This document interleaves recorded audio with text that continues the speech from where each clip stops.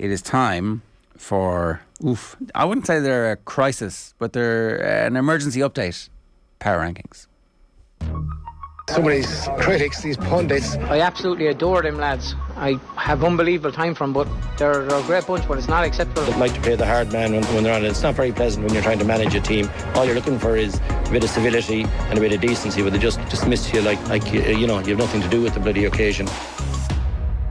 Very interesting weekend last weekend. It was. The inspirational, the all-time correct power rankings are back for week 2 as we bring you from county number 32 to county number 1 in inter-county Gaelic football. Before we get into this, did you have a good Saturday night? What afterwards, you know, there was, like you were saying, you were mildly complaining about the fact that the Dubs had either not gone to the game or had left the game at half-time and had commandeered all the good seats in the pub. But then you were like, they serenaded you with the sing-song. You didn't say whether or not you liked, you were accepted, you were like nose up to the...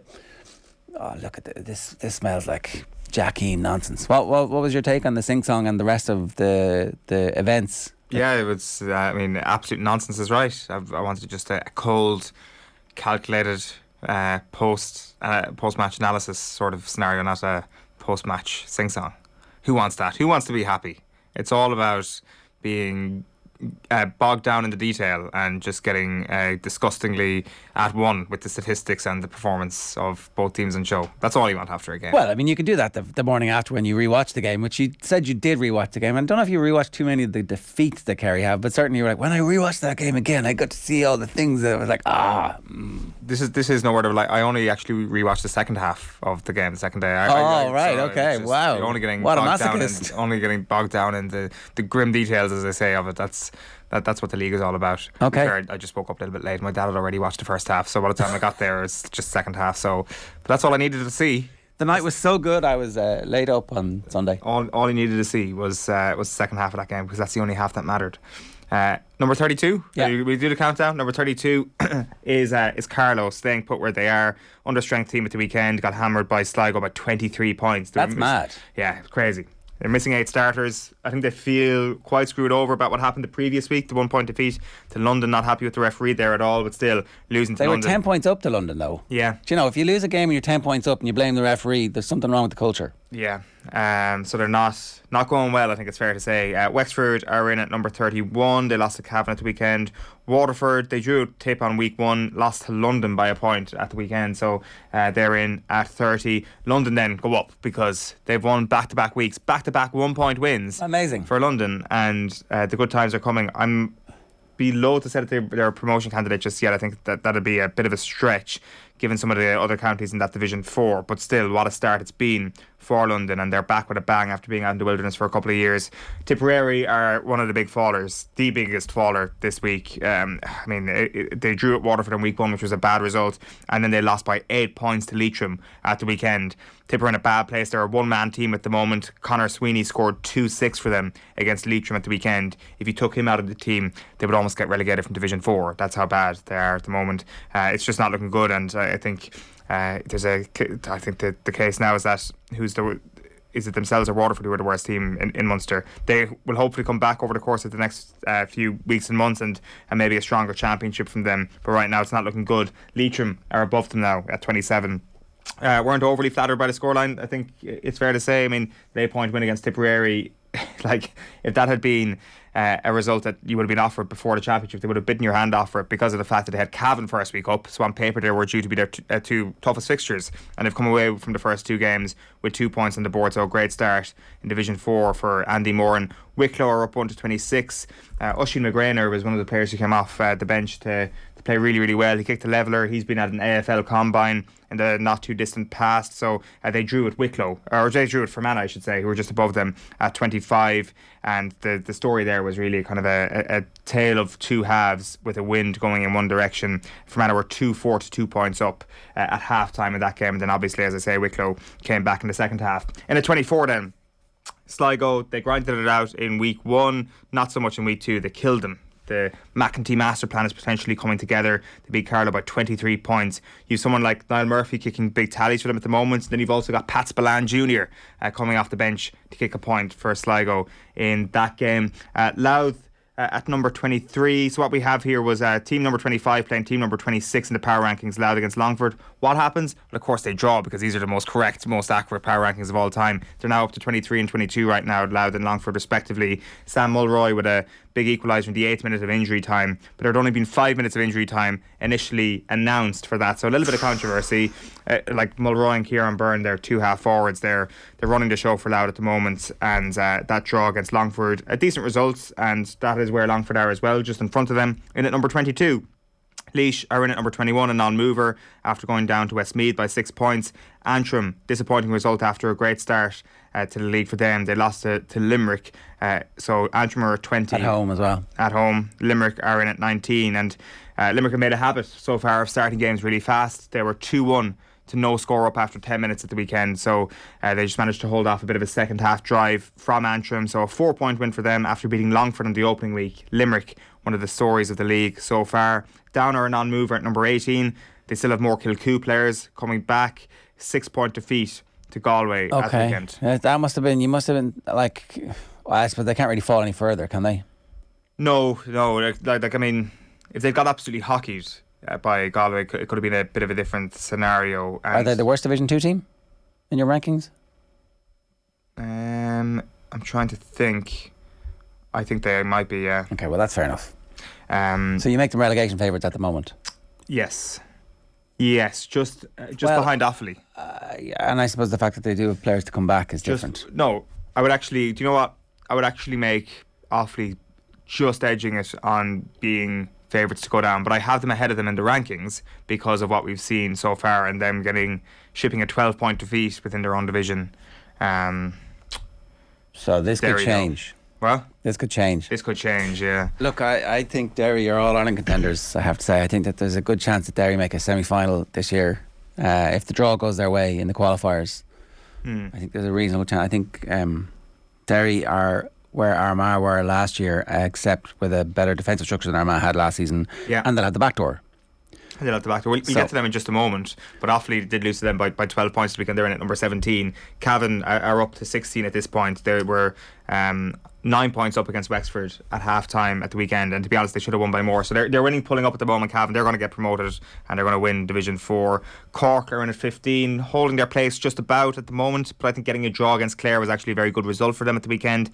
They did score an absolute freak of a goal. Brian Hurley had a free, maybe about 30 metres out, possibly into the wind, to level it up late on, and the ball dropped short, but the Clare player made a shambles of it, or the wind just caught it or something, and it went into the back of the net. But Clare managed to come back and get 2 late scores to level the game. So they were level on 7 occasions. I think they're fairly close together at the moment, Cork and Clare, even though I'd have Clare ahead of them in the rankings there, as you can see. Meath are falling slightly down to 14. They played Down next. That is an absolutely huge game for Meath. Andy McEntee himself was sent off the weekend for Meath, and their scoring is a massive issue at the moment. They went 47 minutes without a score from play at the weekend. It was 45 minutes without a score from play in Salt Hill, so arguably even worse. But there are a number of mitigating factors. They are missing players. They had a few late COVID issues at the weekend as well. As I say, if it's defeated Down, then it's crisis time. So I'm not pushing the crisis button on Meath just yet until they lose it Down. Yeah, okay, fair enough. Westmeath up 1 to number 13, as you can see there. Good win for them against Laois at the weekend, who they've really got a habit of beating at the moment. They hammered them in the championship last year. Their full forward line is what's doing the damage for Westmeath at the moment. You've Luke Loughlin, who scored 1-1, John Heslin, who scored 3 points, and Alex Gardner, who scored 3 points. So they scored 2-11 of their total at the weekend. Clare non-mover at 12 after drawing with Cork. The Rossies there at number 11.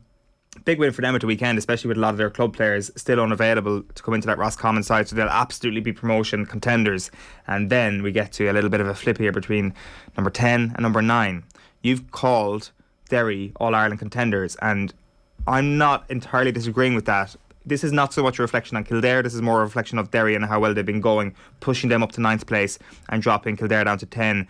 Kildare lost by 5 points to Donegal at the weekend. I mean, you've got Jimmy influencing matches for Kildare big time at the moment. 1-4 for him at the weekend. Paddy Woodgate has been a good addition. Derek Kerwin, hopefully he'll be back from injury at some point this season, and that's a pretty potent inside line for them. But Derry, as you say, the talent that they have, the likes of Shane McGuigan and Conor Glass, obviously top quality, but you look at someone like Brendan Rodgers, and he is potentially, and hopefully we'll see more of him over the course of this year, as in hopefully Derry will be on television a lot more. And like, is this guy potentially one of the best full-backs in the country right now? He certainly has the capability of popping up with a score from full-back, and when you've got these massive gusts of wind, those long rangers can be a real asset to a team. They beat Offaly by 12 points at the weekend, and Derry are into the top 10. Yeah, I think it's routine for Derry now to do that stuff. The doubts that teams have had, or people have had about Derry, the conditioning, and I don't mean just the S&C work, but the conditioning of the style of play has bedded in over a long enough period of time now. The management is aligned, it seems, with their most important players.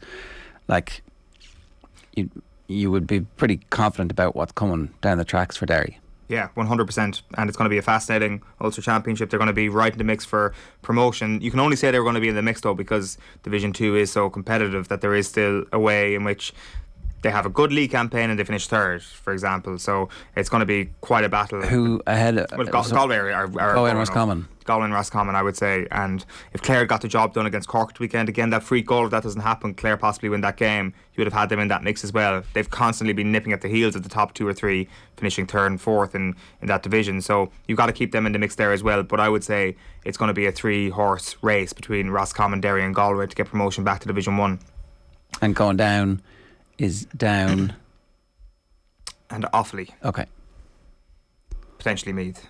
We'll see. Ask me again after Down. If Down beat Meath are in proper bother at that point. Like, that's, I know that's, like, you look at the couple of games that Meath have played so far, Galway, Roscommon, 2 of the toughest games to start, but they still have Derry yet to play. So if they lose it Down, that could possibly be four defeats on the board. So it is worrying times, but I wouldn't be writing them off just yet. So yeah, Down and Offaly. If only there were 3 points for a win, this would definitely be a relegation 6-pointer. Well, there you go. There could be a case for that. Why don't we do the 3 points? Especially this time of year when there is 2 draws, you're unbeaten. Yeah. 2 points. It's as good as a win and a loss. It's true. It's not. We're trying to get teams to win. Why is the game so defensive? Well, because we incentivise drawing as much as we do.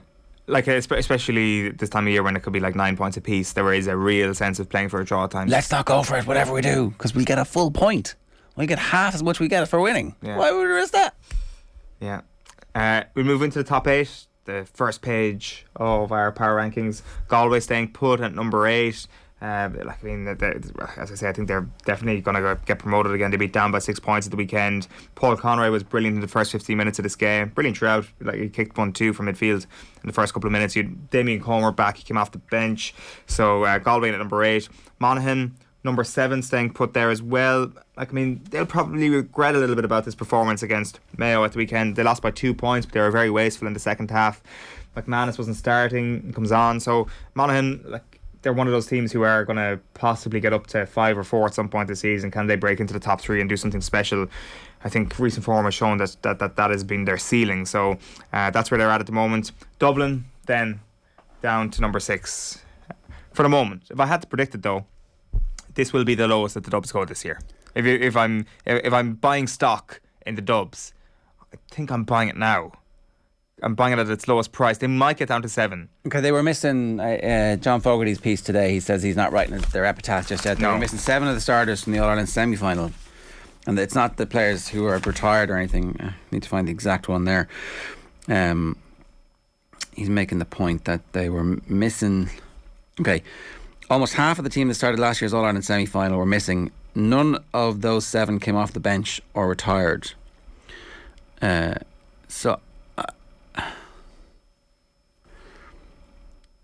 don't know. So they're like properly unavailable at the moment and haven't played any football. But okay, and do they automatically all come back straight away at the level that they were excellent and as a result able to influence games, or are some of them? Is it a mix where some of them are just being eased back in? Some of them are genuinely injured. Also the age profile of a lot of them isn't amazing. So you don't automatically bounce back the way you did in your early 20s.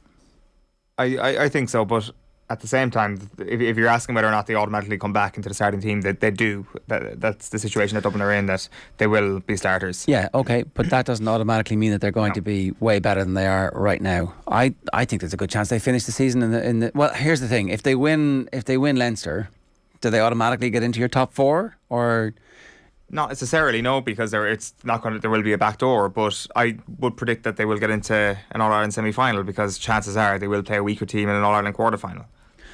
Well, so I think you would hope that the draw isn't. There's a chance they play a weaker team, but there's also a chance that they play Derry, Armagh, Tyrone, Monaghan, Donegal in the All-Ireland quarter-final, and that's a game I would say at the moment in Croker, any of those teams would fancy their chances. Yeah, like I'd agree with that. King is dead, long live the king. I think that this could be their position. Yeah, but if you asked me to put a pin in where they're going to finish, I would put my neck out and say it'll be a semi-final, and it'll be against Kerry, it'll be in Croke Park, and that would be, regardless of what happens over the next couple of weeks for Dublin, that will be a huge occasion. And I think that there will be that constant fear once you get to the championship and you see more of those players come back into the team, the sort of PTSD about what they've done over the last couple of years, and just seeing the likes of James McCarthy and Michael Fitzsimons and Johnny Cooper up against you. They may, who knows, they may come back to the level that absolutely that they were at a couple of years ago, and even if they're not, there is a sense that those are those guys, and I guess that can strike a bit of fear into the opposition team, especially when you've got championship crowds in Croke Park in the middle of the summer. So I'm not, the death knell isn't sounding yet for Dublin. This is very much reactive, and it's very much reacting to the first couple of weeks of the league, and I think it's hard to make a case that they're anywhere above team number 6 after the first couple of weeks of the league. Where they're going to be in the summer, I think, is a different proposition. A couple of different questions. Like, I mean, after the weekend, it's in that second half that I watched back, for example, in Dublin against Kerry, it was interesting to listen to Kevin McStay really laud Evan Comerford, and there's no question about the talents that he has. Like that late free that he got against the Wind was sublime. But there was also a moment where he almost gives Kerry another goal in the second half. There were a couple of kickouts that go astray, and that was the same against Armagh. The short kick out is kind of like a bit of a nervy thing. To get that pace on the ball when you're kicking it out low to your corner back is a tough thing to master.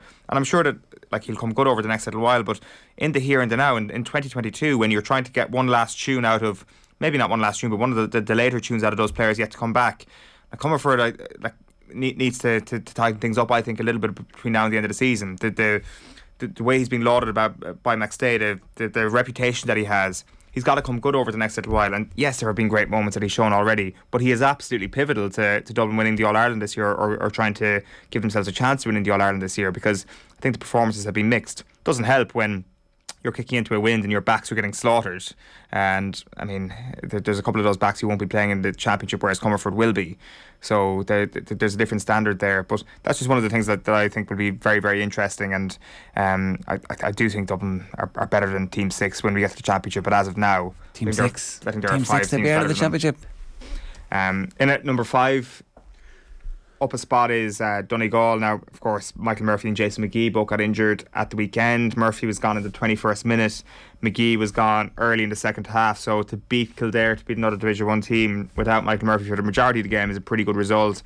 Like, Donegal have been constantly battered as the underachievers in recent years. Part of that is the fact that they play in Ulster, but part of that is also based in the fact that they have excellent players, and someone like Michael Langan is just a glorious footballer. You'd love to see more from him. Scored 4 points at the weekend, and after a draw with Mayo on week 1, Donegal are in a pretty good place, and a very good start for them in 2022 in Division 1. In at number 4 then, I've dropped Tyrone down from the top.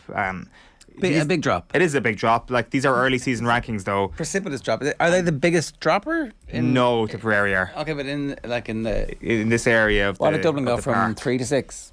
From 5 to 6. 5 to 6. Yeah, Tyrone have gone from the top down to 4.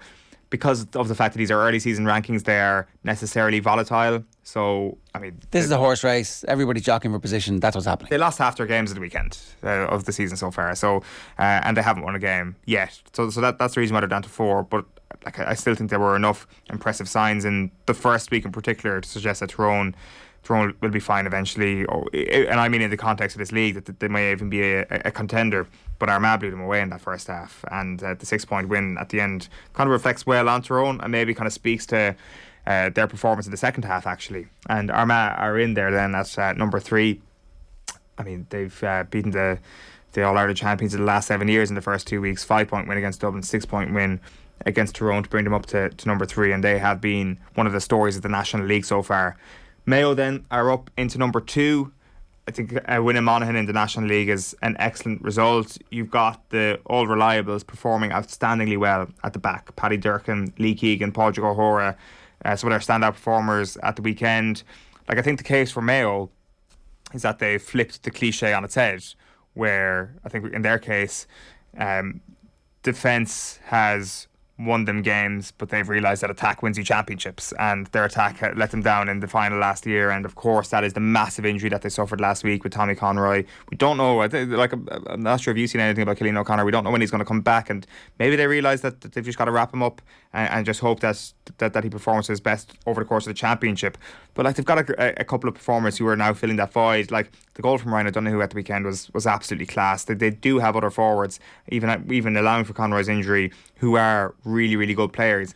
It's just the breadth of attack that you need to win a championship might be the thing that gets them. I think if you're Mayo, you're feeling pretty good about whatever happens in the Connacht Championship. If you get knocked out, the extra games through the back door will actually be grand for this team, because the age profile is fine. You can use Lee Keegan in and out, and we've seen them get animated in the past by the back door. Or if you go straight through the front, it's also perfect, because you can plot your course. I think that if they were to suffer a setback, they have the personnel at the moment to go deep into the championship. I've kept the order on these teams, which means that Kerry goes up to number 1. So Kerry we're in at number 2, and because they've dropped Tyrone off top spot, Kerry go in at number 1. Now, in fairness, part of that is by beating Dublin by 7 points. In fairness, like, it's Dublin in at number 6 getting beaten by 7 points. Should that have the credit that I'm giving Kerry? The burst of 1-9 that they scored was pretty terrifying, and I think on the evidence of that first half, they're certainly the best team in the country. An argument can be made on the evidence of the 70 minutes, are they the best team in the country, or was it just a natural taking the foot off the gas? Now, Jack O'Connor was pretty annoyed. Like, it's pretty obvious that he was annoyed with the second half performance in Kildare. Would he have allowed such a thing to happen 2 weeks in a row? Like, what's the halftime team talk? I would suggest that it is, don't let what happened in Newbridge happen again. But it did kind of happen again, like scoring 1 point in the second half. Granted, the conditions were appalling to be playing into. What was probably more interesting from what he said, though, was that he was annoyed with how Kerry played and the style of play in the second half in Newbridge, the short passing, the thing that we were very critical of on the show last week. They diagnosed it. Yeah, he was like, this is not how I want the team to play. So that is very interesting that he is open about the fact that he wants this to be a direct team, he wants this to be a kick passing team, and that is how this team has to play. It might eventually trip them up in the end, and then very good chance that they'll get caught at some point when it matters most later on this year. But as of now, they're playing the best football in the division. Kerry are the best team in the country. It's official according to this week's power rankings. Something strange must have happened in the pub in the aftermath, where I've no doubt everyone was saying, look, just don't make them number 1, don't, whatever you do. And he's done it anyway. He doesn't care what the Kerry Mafia are telling him to do. He's his own man.